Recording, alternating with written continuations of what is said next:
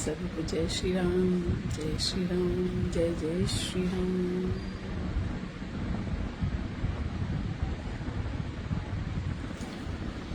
श्री सीताराम। चलिए शुरू करते हैं।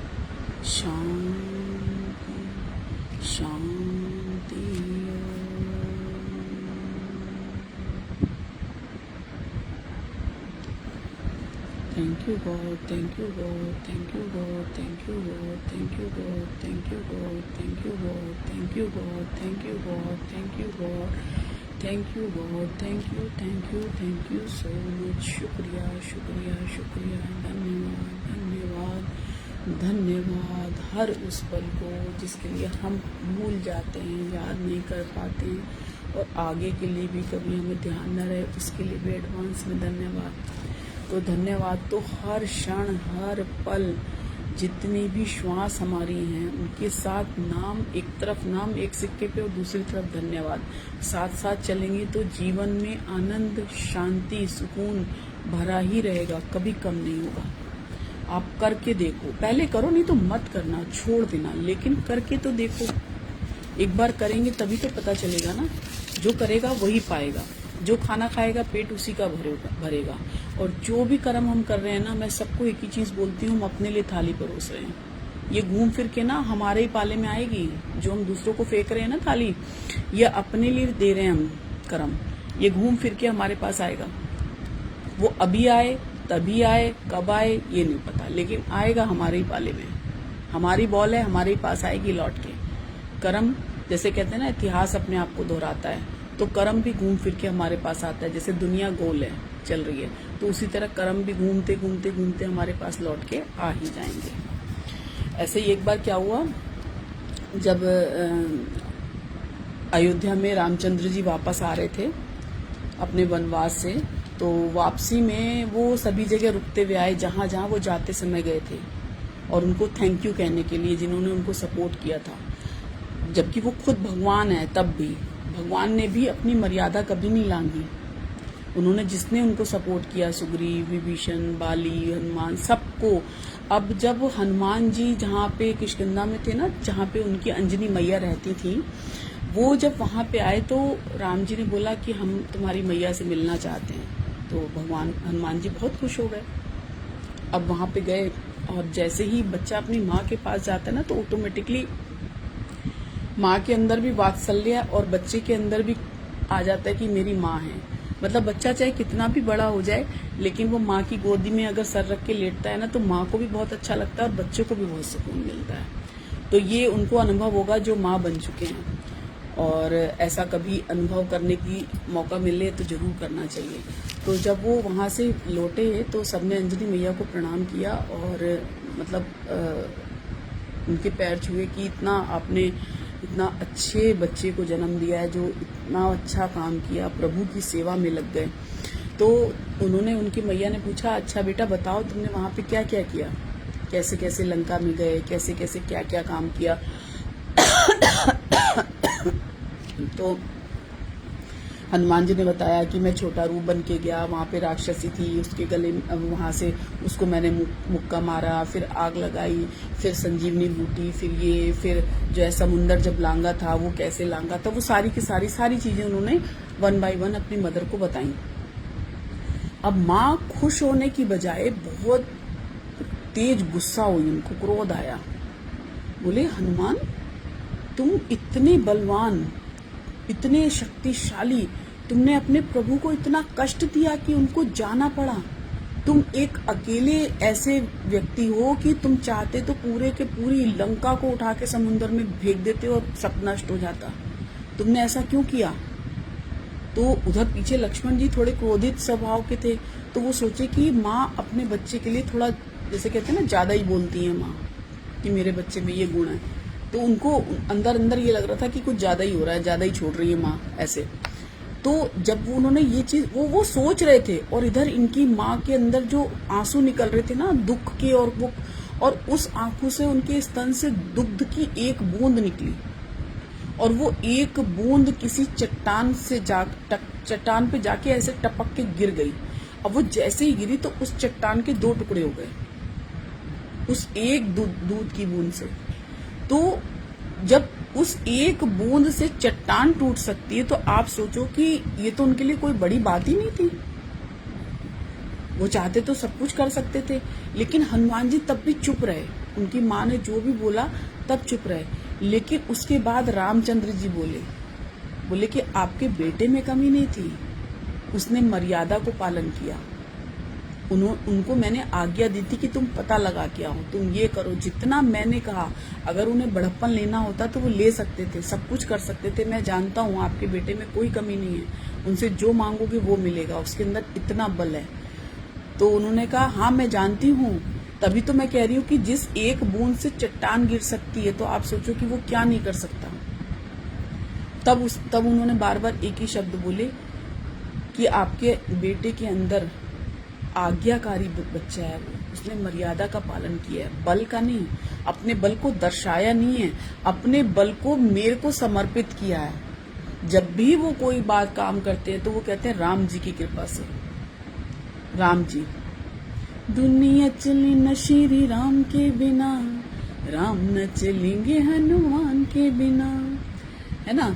बैठे सिंहासन पे श्री राम जी, चरणों में बैठे हैं हनुमान जी। तो ये एक, जैसे आपने किसी को मान लिया ना, तो वो कभी भी अपने आप को आगे नहीं आने देगा, वो आगे कर देगा। तो ये दोनों का जो तालमेल है ना, ये जबरदस्त है। जैसे राम जी कहते हैं कि हनुमान जी मेरे प्यारे हैं, और हनुमान जी कहते हैं कि राम जी मेरे प्यारे हैं। तो ये जैसे जब कोई भी सामान हम तोलते हैं तो पलड़ा जब बराबर होता है ना, तब वो बैलेंस मांगना जाता है।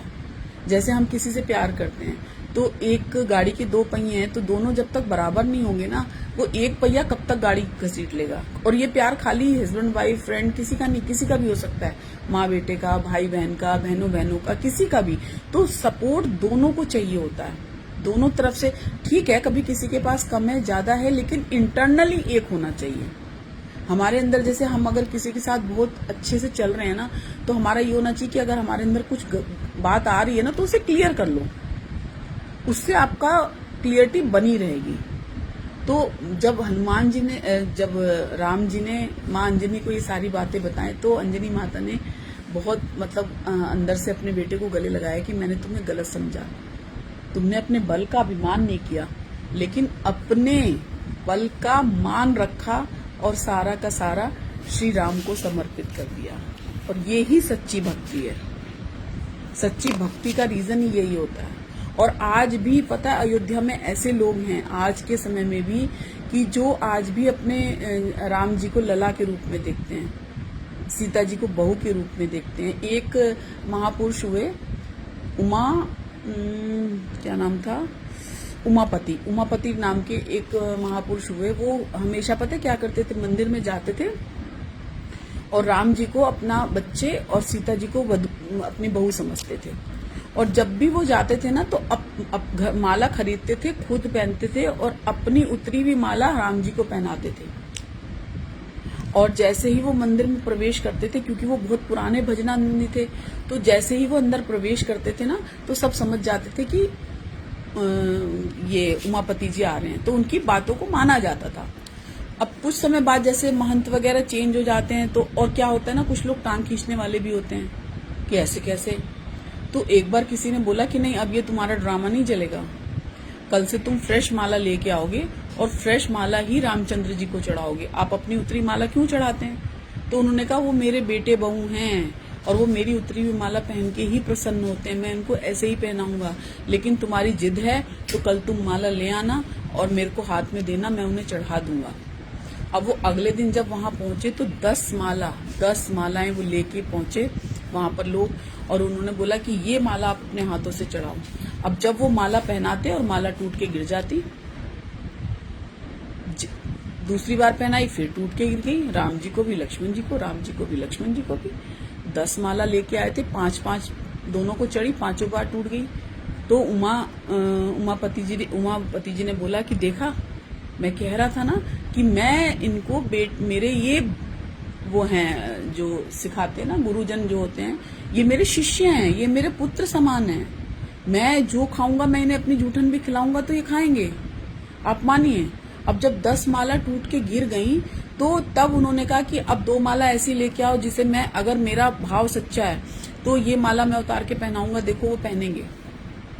अच्छा, अब जब वो 2 माला लेके आए, उन्होंने अपने ऊपर पहनी और पहनी हुई माला उनको पहनाई और वो उनको टूटी नहीं। और जितने भी वहां पे महंत लोग बैठे थे वो बहुत निशब्द हो गए कि अब हम क्या करें। और जब वो जाते थे ना, तो वहां के जो महंत होते थे, तो वहां का जो थोड़ा सा दरवाजा था ना, उसे उड़ा देते थे जहां पे सीता जी का वो रहता था चेहरा, ताकि बहुएं जैसे ओट में रहती है ना, कहते हैं ना पर्दा करती हैं या ओट में रहती हैं, तो वो वही चलता था। अब एक बार क्या हुआ, चलो ये तो यहाँ पे चीज समझ गए लोग। अब जो है थोड़े समय बाद जब जैसे लोग आते थे ना, एक दिन उन्होंने चालाकी करी कि आज हम जो है सीता जी की तरफ का पर्दा बंद नहीं करेंगे, देखते हैं क्या होता है। अभी तो उनकी परीक्षा ले रहे थे, राम जी और लक्ष्मण जी को उतरी हुई माला पहना रहे हैं, अब माला कोई सीता जी को तो पहनाएंगे नहीं। अब जैसे ही वो अंदर प्रवेश करने लगे और वो अभी देखते ही उसी समय हवा का एक झोंका ऐसा आया कि वहां पे पर्दा उनके चेहरे पे आ गया सीता जी के। तो वो उनको अपनी बहू के रूप में देखते थे। और पहले पर्दा होता था, बहुएं रहती थी तो घूंघट या पर्दा लिया जाता था। तो भगवान आप भाव ये है कि वो क्या समझते थे, ये नहीं है कि आप किस भाव से भगवान को देखना चाह रहे हैं। भगवान उसी रूप में आपको मिलेंगे, आप सखा के रूप में, बच्चे के रूप में, शिष्य के रूप में, जिस भी रूप में आप देखना चाहेंगे, भगवान आपको उसी रूप में मिलेंगे। और ये बाद में लोगों को पता चल जाता है और वो मानते हैं इस चीज को। लेकिन क्या होता है, जब कुछ अच्छा होता है ना तो लोग टांग जरूर खींचते हैं। जैसे कि काशी में कबीरदास जी थे तो उनका यश बहुत हो गया था, बहुत यश था उनका कि कबीरदास जी ने जो चीज कह दी वो अकाट्य है, सत्य है, बिल्कुल जो कहेंगे वो होगा ही होगा। अब कुछ ब्राह्मणों ने क्या किया कि इनके पास पैसा वैसा तो है नहीं और इनसे मजा लेते हैं, देखो इनकी कैसे कल उतरेगी ऐसे करके। तो जो उसमें से चालाक ब्राह्मण थे ना, उन्होंने जाके पूरे काशी में ब्राह्मणों को न्योता दे दिया कि कल जो है कबीरदास जी की तरफ से भंडारा चलेगा और सारे लोग आ जाएं। और कबीरदास जी को कुछ पता ही नहीं है। अब जो है जैसे ही सवेरा हुआ और 2-4 लोग मिले, अरे कितने बजे आना है कबीरदास जी को, कितने बजे आना है आपके घर में, कितने बजे पहुंचना है। वो हैरान होने लगे, कहने लगे कहाँ पहुंचना है। उन्होंने कहा आप ही ने तो आमंत्रित किया है कि आपके घर पे भोजन है, हम तो भोजन करने आ रहे हैं आपके पास। अब ज्ञानी तो थे ही कबीरदास, तो समझ गए कि आज तो जो है भगवान जी मेरी परीक्षा लेना चाहते हैं। मेरी क्या ले रहे हैं, खुद ही परीक्षा देनी पड़ेगी उन्हें। मैं तो उनके ध्यान में बैठ जाऊंगा, तुम जानो तेरे भरोसे मेरी गाड़ी, तू जाने तेरा काम जाने। अब वो तो निश्चिंत होके, मतलब वो इतने निश्चिंत होके बैठ गए कि उनको मेडिटेशन में थोड़ा सा भी तनिक भी टेंशन नहीं थी कि क्या होगा। ये होती है सच्ची आस्था।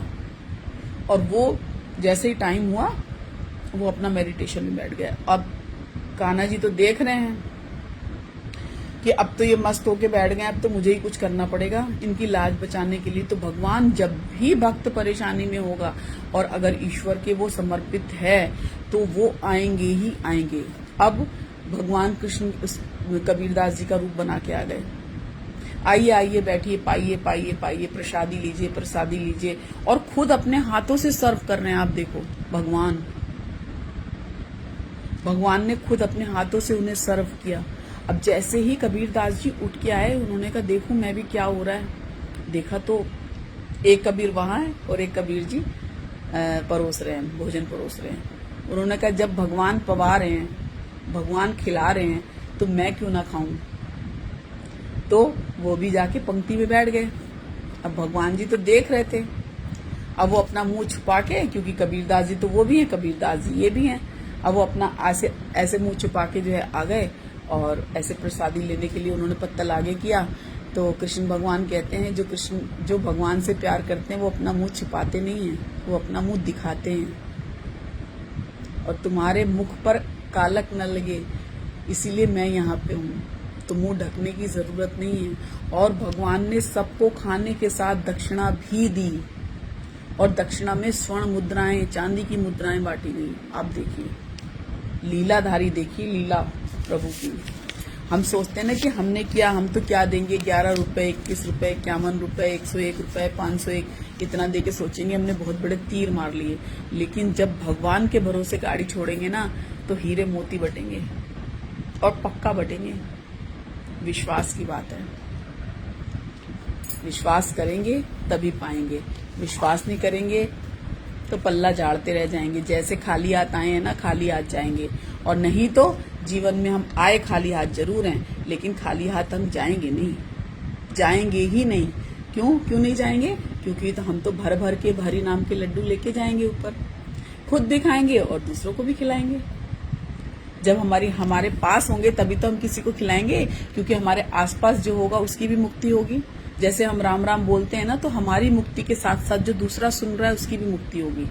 तो हम हरि नाम की पात्रता में जो धन इकट्ठा कर रहे हैं, उससे हम लड्डू लेके जाएंगे, इमरती लेके जाएंगे, बर्फी लेके जाएंगे, गुलाब जामुन लेके जाएंगे, मठरी लेके जाएंगे, 56 भोग लेके जाएंगे हरि नाम के, ताकि जो हमारे आसपास का, खुद भी मिलके रहो, दूसरों को भी मिल बांट के खिलाओ। आपको देखो, आपको इतना आपका चेहरे पे ग्लो आ जाएगा ना, आपको कुछ करने की जरूरत नहीं पड़ेगी।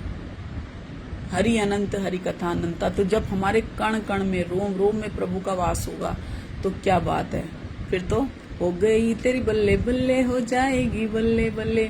जीवन किसी से बंधा नहीं है, बंधी होती हैं भावनाएं, आशाएं, भरोसे और उम्मीद। तो किसी का भरोसा मत तोड़िए। आपका स्वाभिमान अगर किसी को अभिमान लग रहा है तो उसे बिल्कुल लगने दीजिए। आप जपते रहिए राधे राधे। जिंदगी क्या है, भविष्य की चिंता और अतीत का पछतावा। चुरा लेना खूबसूरत पल जिंदगी से, वरना जिम्मेदारी कभी फुर्सत नहीं लेने देगी। तो हमें कुछ भी करके थोड़ा सा समय अपने लिए निकालना है, वही हमारा सर्वश्रेष्ठ समय है। जिंदगी लम्हों की एक किताब है, जिंदगी सांसों और ख्यालों का हिसाब है जिंदगी। कुछ जरूरतें पूरी, कुछ ख्वाहिशें अधूरी, बस इन्हीं सवाल जवाब का नाम है जिंदगी। कृष्ण कहते हैं, जब मार्ग स्पष्ट ना हो तो दिशा नहीं, श्रद्धा पकड़ो, रास्ता स्वयं मिल जाएगा। भगवान के भरोसे छोड़ दो, भगवान अपने आप करेंगे। जो भी होगा बहुत अच्छा होगा और सर्वोच्च होगा। बहुत खास होते हैं वो लोग जो आपकी बहुत खास होते हैं वो लोग जो आपकी आवाज से ही आपकी खुशी और दुख का अंदाजा लगा लेते हैं। नहीं तो रोने वाले तो रोते ही रहते हैं, रोने दीजिए, क्या करना है। वस्तुओं से हीन हो जाने का अर्थ है व्यक्तित्व से संपन्न हो जाना। जब हमें इंटरनली आनंद आता है ना, तो भौतिक चीजों से हमारा लगाव खत्म हो जाता है। व्यक्ति की भाषा ही उसकी सारी परिभाषा बयां कर देती है। इसलिए अच्छा बोलिए, अच्छा रहिए। हर सुबह एक नया आमंत्रण लेके आती है। स्वस्थ रहें, प्रसन्न रहें, धैर्य से रहें। ईश्वर बहुत बहुत बहुत सारी शांति प्रदान करते रहें सभी को। शुक्र करो उन गुनाहों में बदबू नहीं आती, वरना ये दुनिया रहने के काबिल ना होती। वाह क्या बात है, सच बात है। जितने गुनाह करते हैं ना, तो हमें अपने आप से ही घिनाने लगती है। कहाँ कहाँ समेटूं तुझे जिंदगी, जिधर भी देखूं बस बिखरी पड़ी है। तो समेटना है तो हरि नाम से समेटें, सारी गंदगी साफ हो जाएगी। जब आप किसी की मदद करने की स्थिति में हो तो हमेशा प्रसन्न मन से मदद करें, क्योंकि ईश्वर आपके माध्यम से किसी की प्रार्थना का उत्तर दे रहा है। और पता है, अगर आपसे कोई कुछ मांग रहा है ना, मांगने वाले को जरूर दीजिए, क्योंकि उसने आपको दाता बना दिया, 1 सेकंड में भगवान बना दिया। मांगना आसान नहीं होता। अगर कोई मांग रहा है ना, वो बहुत बड़ा है। मांगने वाला बड़ा है, देने वाला बड़ा नहीं है जो आपसे कुछ कह रहा है। शांत मन से किया गया हर कार्य स्वयं और संसार दोनों को कल्याणकारी बनाता है। सही लोगों के साथ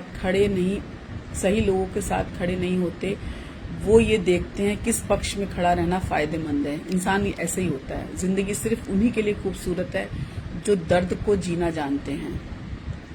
हे ईश्वर, मुझे ईश्वर को आवाज देना अच्छा लगता है, चाहे वो सुने या ना सुने, लेकिन वो सुनते हैं। हमें समझ में नहीं आता, हम बहरे हो सकते हैं, वो नहीं। किसी ने पूछा, कुछ लोग आपको पसंद क्यों नहीं करते? मैंने हंसकर जवाब दिया, इंसान हूं, पैसा नहीं जो सबको पसंद आ जाऊं। दूसरों की मदद करते हुए यदि दिल में खुशी हो तो यही सेवा है, बाकी सब दिखावा है। तो जहां पर भी आपको लगे ना, आपकी अंतर्मन आवाज दे कि नहीं यहाँ पे हमें हेल्प करनी चाहिए, तो जरूर करो। और जितना हो सके उतना करो। सर्वस्व करने के लिए नहीं कह रहे, लेकिन कुछ करो, क्योंकि उसने आपको भगवान बना दिया। मांग कर भगवान बना दिया, खुद को भिखारी बना दिया, लेकिन आपको दाता बना दिया। इसको कभी ना भूलें। जीवन में ये पल बहुत मुश्किल से मिलते हैं जब आपसे कोई कुछ मांगता है।